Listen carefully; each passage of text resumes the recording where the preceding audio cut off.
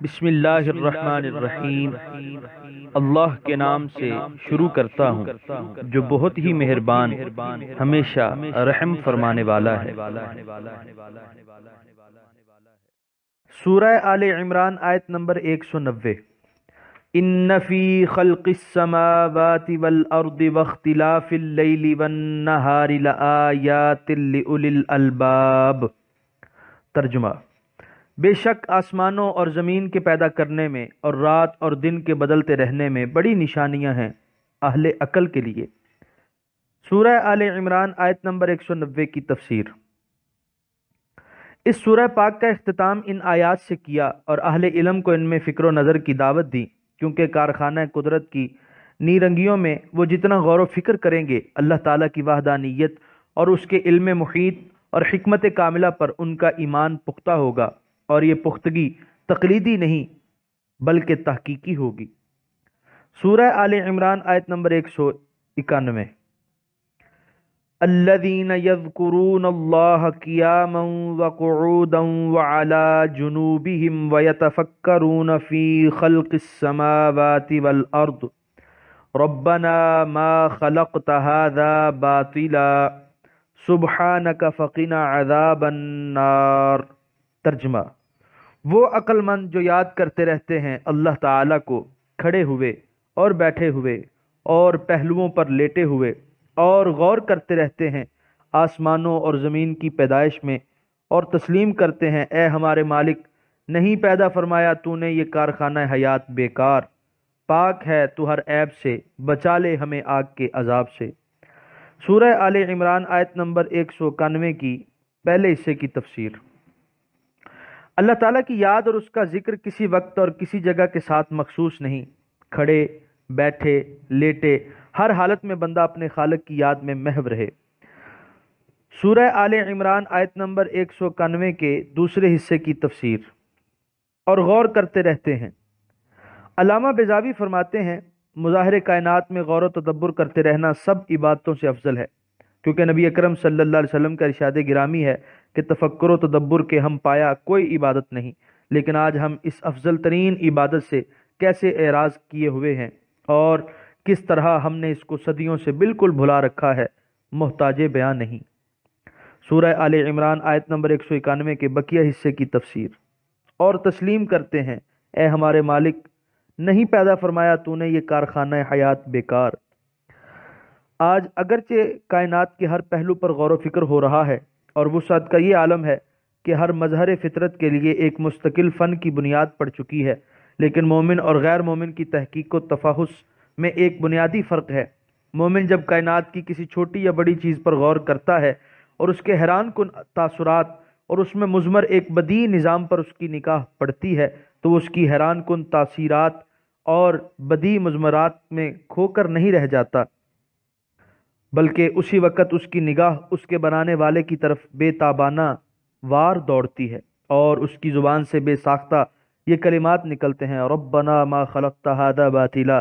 لیکن ایک غیر مومن کی نگاہ ان مشاہدات کی چمک دمک سے خیرہ ہو کر رہ جاتی ہے، اور اس کے بنانے والے کی عظمت و جلالت، علم و قدرت، مشیت و حکمت کی طرف اس کی توجہ مبذول نہیں ہوتی۔ بے شک وہ ان کی تسخیر سے اپنی مادی ترقی کو تو معراج کمال تک پہنچا دیتا ہے، لیکن یقین کا چراغ روشن نہیں ہوتا، اور اس کے دل کی دنیا پھر بھی تاریک کی تاریک ہی رہتی ہے۔ کاش مسلمان طلبہ قرآن کی اس آیت کی روشنی میں سائنس اور طبیعیات کے علوم کا مطالعہ کریں، تاکہ اگر ان کی کاوشوں سے ان کی ملت کا ظاہر رشک مہتاب بن جائے تو اس کا باطن رشک صد آفتاب ہو جائے۔ سورہ آل عمران آیت نمبر 192۔ ربنا انک من تدخل النار فقد اخزیتہ وما للظالمین من انصار۔ ترجمہ: اے ہمارے رب، بے شک تو نے جسے داخل کر دیا آگ میں تو رسوا کر دیا تو نے اسے، اور نہیں ہے ظالموں کا کوئی مددگار۔ سورہ آل عمران آیت نمبر 193۔ ربنا اننا سمعنا منادیا ینادی للایمان ان آمنوا بربکم فآمنا۔ ربنا فاغفر لنا ذنوبنا وکفر عنا سیئاتنا وتوفنا مع الابرار۔ ترجمہ: اے ہمارے رب، بے شک سنا ہم نے منادی کرنے والے کو کہ بلند آواز سے بلاتا تھا ایمان کی طرف، اور کہتا تھا کہ ایمان لاؤ اپنے رب پر، تو ہم ایمان لے آئے۔ اے ہمارے مالک، پس بخش دے ہمارے گناہ اور مٹا دے ہم سے ہماری برائیاں، اور اپنے کرم سے موت دے ہمیں نیک لوگوں کے ساتھ۔ سورہ آل عمران آیت نمبر 193 کی تفسیر۔ جب غور و فکر اور پہم عبادت و ذکر سے ان کا آئینہ دل جگمگانے لگتا ہے تو وہ اپنے مولا تبارک و تعالیٰ کی جناب پاک میں دامن پھیلا کر یوں گزارش کرتے ہیں۔ دعا کے یہ جملے اپنے اندر جو مٹھاس اور تاثیر رکھتے ہیں وہ محتاج بیان نہیں۔ سورہ آل عمران آیت نمبر 194۔ ربنا وآتنا ما وعدتنا على رسلك ولا تخزنا يوم القيامة انک لا تخلف المیعاد۔ ترجمہ: اے ہمارے رب، عطا فرما ہمیں جو وعدہ کیا تو نے ہمارے ساتھ اپنے رسولوں کے ذریعے، اور نہ رسوا کر ہمیں قیامت کے دن، بے شک تو وعدہ خلافی نہیں کرتا۔ سورہ آل عمران آیت نمبر 195۔ فاستجاب لهم ربهم انی لا اضیع عمل عامل منکم من ذکر او انثى بعدکم من بعد فالذین هاجروا واخرجوا من دیارهم واوذوا فی سبیلی وقاتلوا وقتلوا لأکفرن عنہم سیئاتهم ولأدخلنهم جنات تجری من تحتها الانہار ثوابا من عند اللہ واللہ عنده حسن الثواب۔ ترجمہ: تو قبول فرما لی ان کی التجا ان کے پروردگار نے، اور فرمایا کہ میں ضائع نہیں کرتا عمل کسی عمل کرنے والے کا تم سے، خواہ مرد ہو یا عورت، بعض تمہارا جز ہے بعض کا، تو وہ جنہوں نے ہجرت کی اور نکالے گئے اپنے وطن سے اور ستائے گئے میری راہ میں اور دین کے لیے لڑے اور مارے گئے، تو ضرور میں مٹا دوں گا ان کے نامہ اعمال سے ان کے گناہ، اور ضرور داخل کروں گا انہیں باغوں میں بہتی ہیں جن کے نیچے نہریں۔ یہ جزا ہے ان کے اعمال حسنہ کی اللہ کے ہاں، اور اللہ ہی کے پاس بہترین ثواب ہے۔ سورہ آل عمران آیت نمبر 195 کے پہلے حصے کی تفسیر۔ انعامات خداوندی کے وہ طلبگار جنہوں نے اپنے عمل سے اپنے آپ کو ان کا اہل ثابت کر دیا ہے، جب وہ ادب و نیاز سے دعا کرتے ہیں تو ان کے دل سے نکلی ہوئی دعائیں قبول کر لی جاتی ہیں۔ سورہ آل عمران آیت نمبر 195 کے بقیہ حصے کی تفسیر۔ تو وہ جنہوں نے ہجرت کی اور نکالے گئے اپنے وطن سے اور ستائے گئے میری راہ میں۔ اب ان پاک بازوں کا ذکر ہو رہا ہے جن کے اعمال ضائع نہیں کیے جاتے، اور اگر ان سے بمقتضائے بشریت کوئی غلطی سرزد ہو جائے تو ان کی خوبیوں اور نیکیوں کے باعث معاف کر دی جاتی ہے۔ لَأُكَفِّرَنَّ عَنْهُمْ کا معنی علامہ بزاوی نے کیا ہے، یعنی مٹا دوں گا، محو کر دوں گا میں ان کے گناہ۔ سورہ آل عمران آیت نمبر 196۔ لا یغرنک تقلب الذین کفروا فی البلاد۔ ترجمہ: اے سننے والے، نہ دھوکے میں ڈالے تجھے چلنا پھرنا ان کا جنہوں نے کفر کیا ملکوں میں۔ سورہ آل عمران آیت نمبر 196 کی تفسیر۔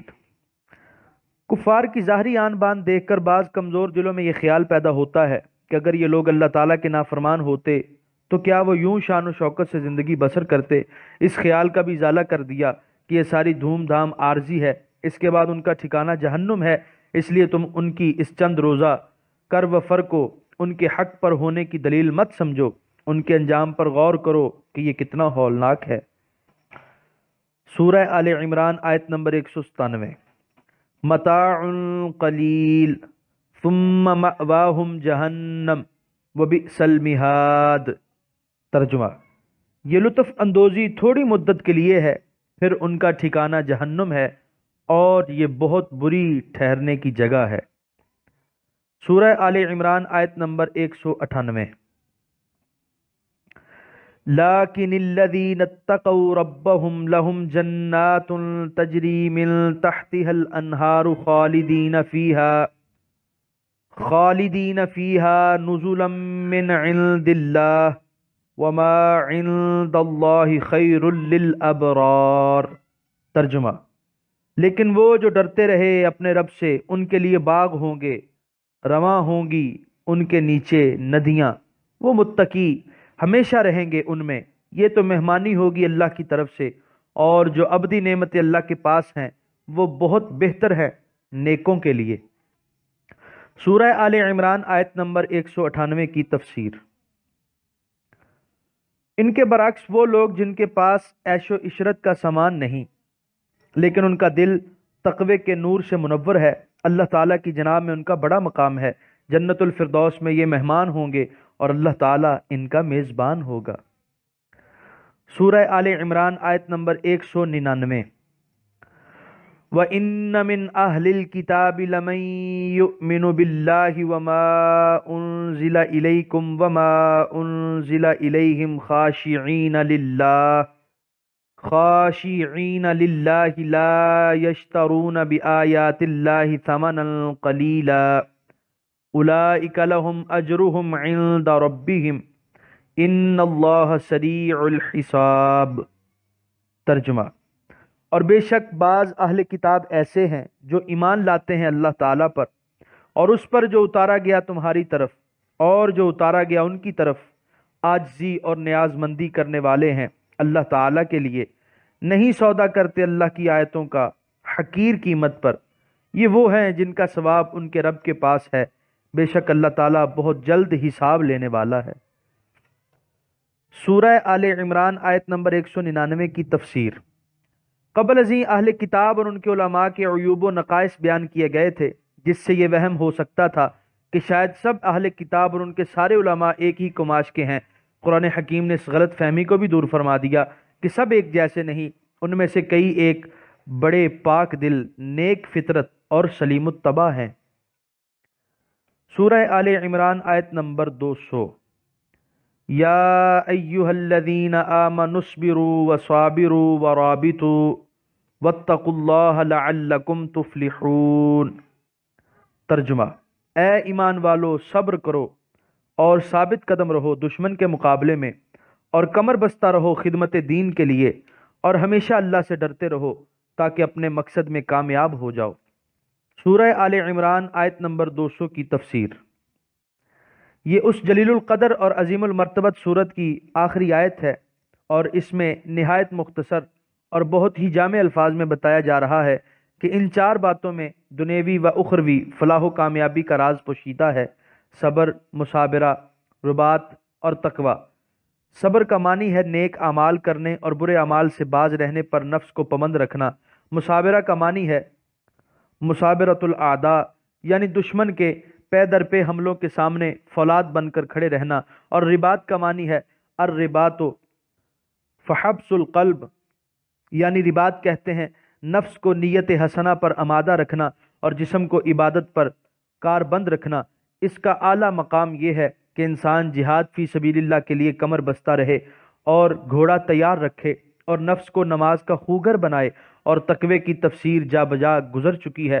جب کسی فرد یا قوم میں یہ صفات پائی جاتی ہیں تو رحمت الہی اور نصرت خداوندی اس کی پاسبان ہوتی ہے، مشکلات کے پہاڑ از خود راستہ چھوڑ دیتے ہیں، دنیا میں بھی عزت نصیب ہوتی ہے اور آخرت میں بھی سرخروئی۔